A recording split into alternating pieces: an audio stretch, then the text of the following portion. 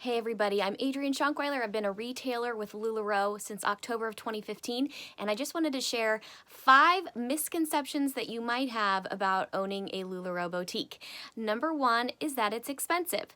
Now, to some, you might have heard back in the day when LuLaRoe first started, it cost several $1,000s. When I first onboarded with LuLaRoe, it was around $5,000 or $6,000 investment to start my boutique. Now that did pay for inventory, but it was about 300 pieces of clothing, and yes, it did cost that much at one point in time. However, right now in the year 2022, it only costs $499 to start your LuLaRoe boutique, and the coolest part of that is that it comes with 65 pieces of your choosing, which averages out to about $7 or $8 a piece. So it's actually never been more affordable than ever to have your own LuLaRoe boutique.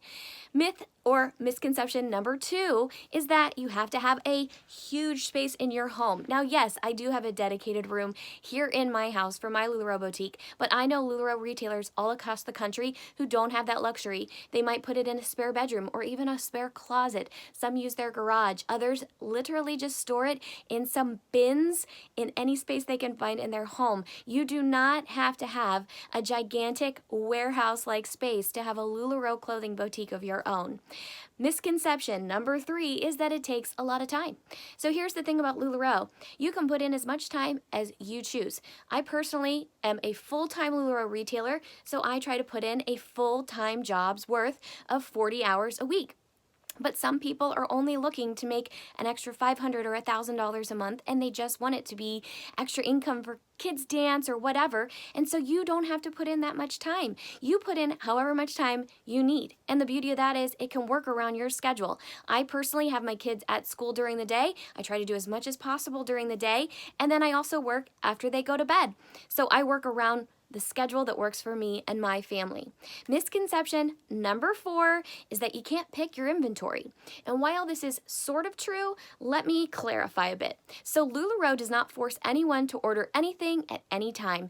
It is your choice whether or not you want to carry these pants right here or those shirts up there. So when LuLaRoe launches a product, you choose. Do you want to carry that or do you not? You also get to choose how many you'd like. Maybe you want to place a smaller order. Maybe you want to place a bigger order. Perhaps you even want to specialize. Maybe you want to carry more in a certain size than other sizes. You get to decide that. The thing you don't decide is the prints and patterns that come in your box. Now, while that might scare you a little bit, let me just say that as someone who's been a retailer for a very long time, I actually love this model, and here's why.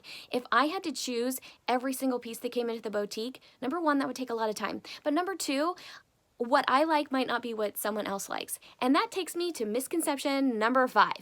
And that is, what happens if I get stuck with the ugly prints? So let me just say that it's all relative, folks. Something that I think is super cute might be ugly to someone else. And frankly, something that I'm not too keen on might be someone's most beautiful treasure that they've ever seen. And so it's not up to me to decide what someone likes or dislikes. Some people like a certain color. Some people like stripes or polka dots, or everybody has their own style. And so there's no such thing as an ugly print. It's all just an opinion at this point. So honestly, that's just my opinion here in the LuLaRoe land of Adrienne Schonkweiler, and I wanted to share with you in case those are some of the questions in the back of your mind. Thanks.